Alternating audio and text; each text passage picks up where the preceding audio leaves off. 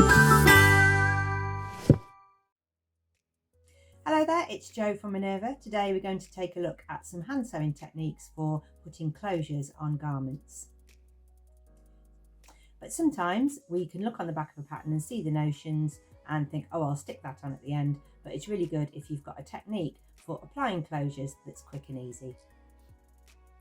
When I show you the closures today, I'm going to be using quite large versions of everything because it's quite fiddly to sew on tiny little hooks and eyes and closures. So I've got quite a supersized prestid, quite a supersized hook and eye, and a trouser bar as well.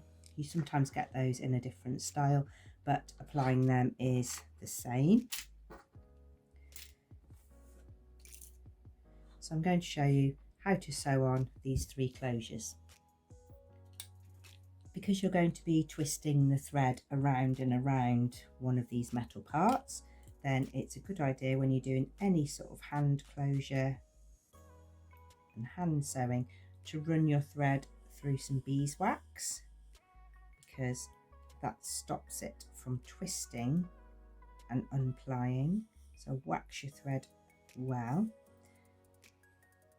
You need to wax it in the direction that it's come off the reel.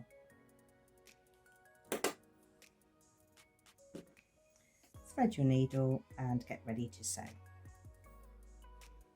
For a hook and eye, you need to decide what you're using it for. So if this is a seam that has a zip and you're closing the top of a dress with a little hook and eye at the top, then you want the seams to meet up and you want the hook to be just right on the edge. You don't want it sticking out, because then you will do that to the top of your dress, so you'll peel the top open.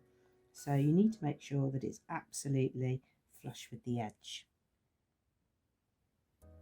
When you match up the other side, it just needs to hook over the top. You don't want to have all of your hook and eye showing like this. First of all, we're going to put the hook on. And it's a little bit fiddly, so I'm going to pin it on.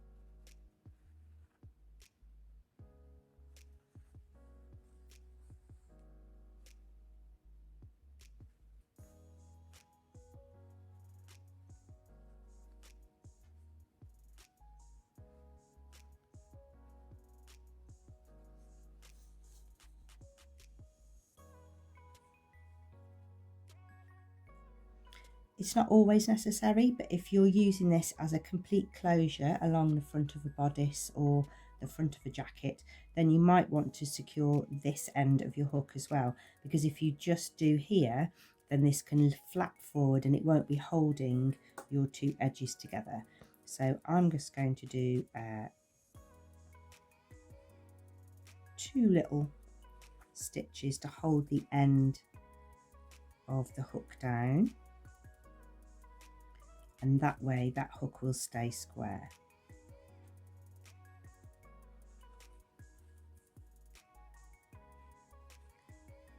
So inside there.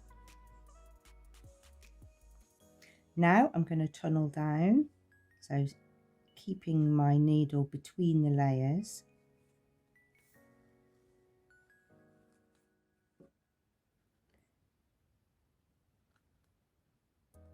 In each eye, I'm going to do a little fan shape. So I'm not going to put all my stitches in one place. I'm going to keep moving them around.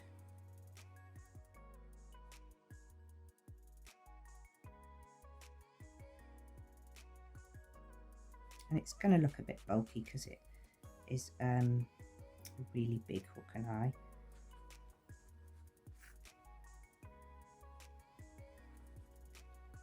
So I'll be wanting to cover that in a sort of fan so that I'm holding all areas of that down.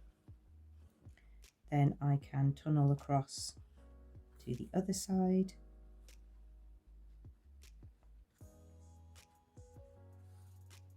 And repeat.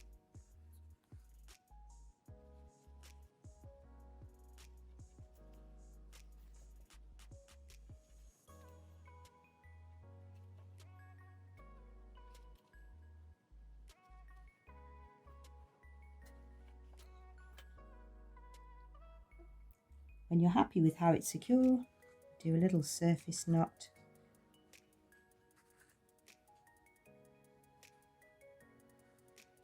where through your last stitch you take your needle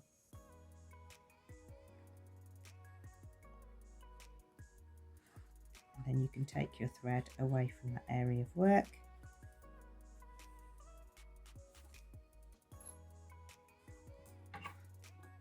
Snip the thread and snip off the knot.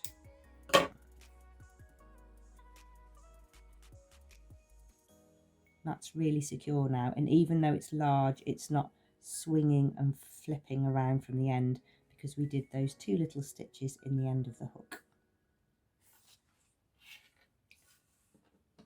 Let's put the other side on.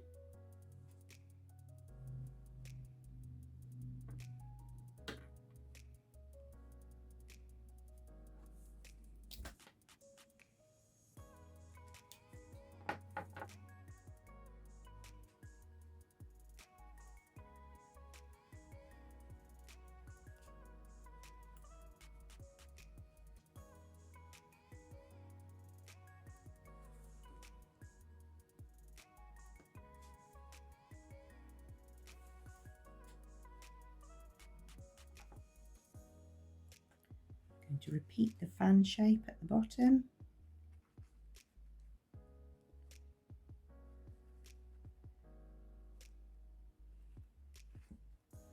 Do your surface knot at the end and take your thread away through the layers.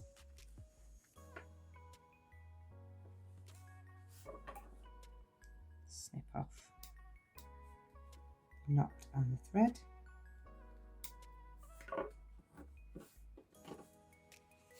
So on this one, to stop the end wobbling around and swaying from left to right, there's 2 little stitches holding down the hook.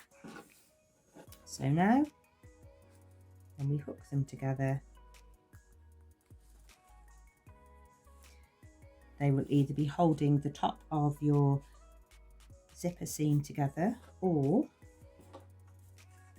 if they're holding a bodice together, then you've got a good secure hook and eye that's not peeling apart, and you could line up all of that and repeat. And this is what it looks like on the inside.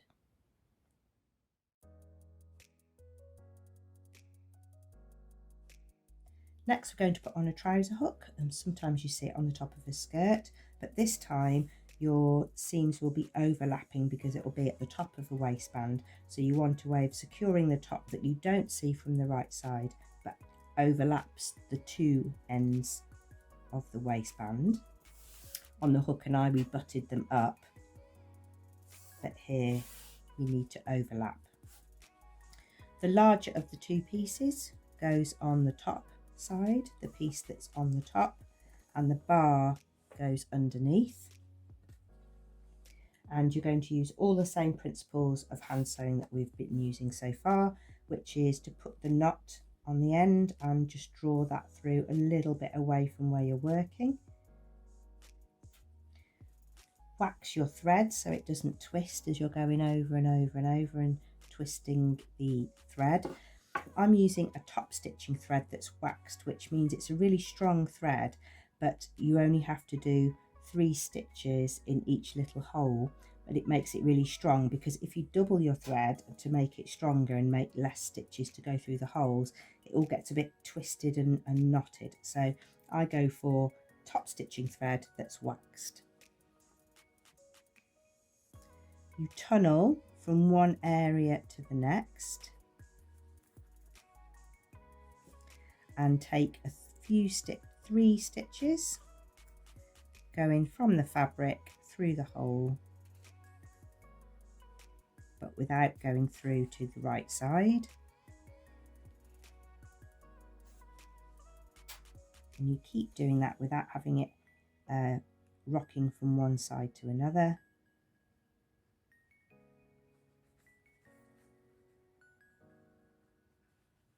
And make sure that you've got the same space here.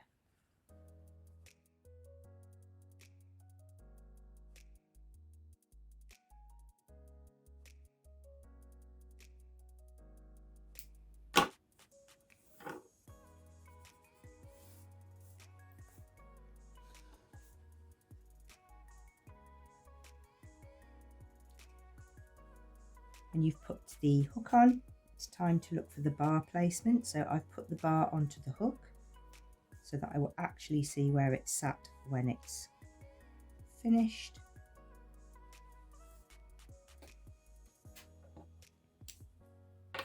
And I can use a marker to mark where I would like the bar to sit.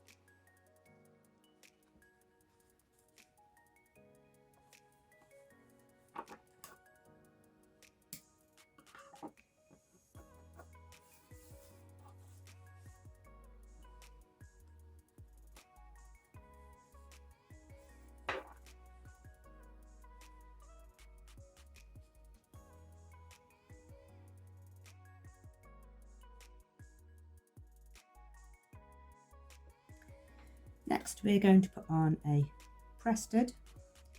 Prestid has a ball and a socket. So the first one you're going to put on is the ball one, because then that will enable us to mark where to put the socket half in a moment. All the same principles. Make a knot on the end.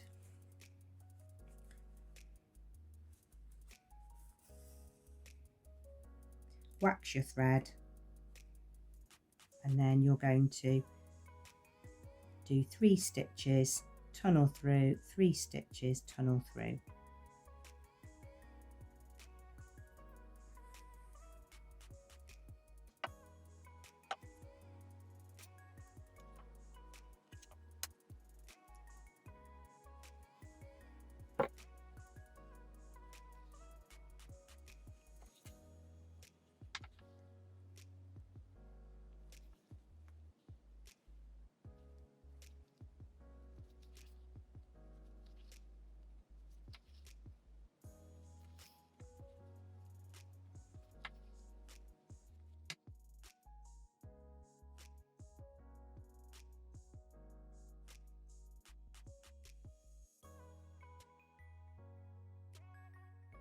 To find the location of the other half, I'm going to put your snap together.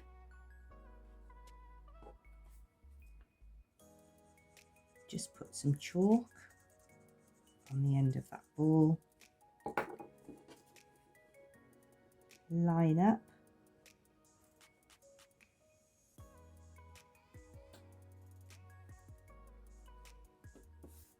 And mark where you're going to put your other half.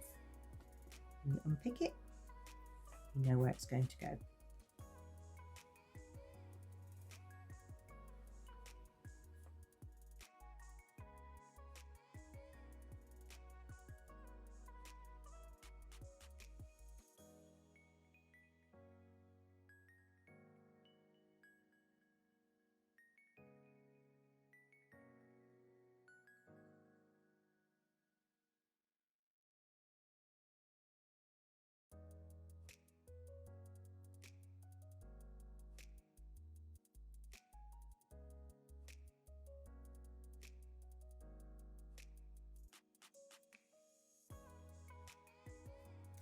When I first started sewing, I used to do these in 2 little stripes, but then I always had my stitches showing on the right side. So with this method, you can just catch a little bit of thread and use the holes without having any stitching on the right side. So there is a prestid,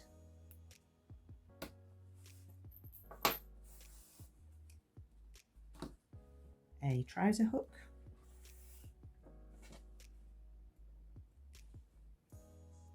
or a hook and eye.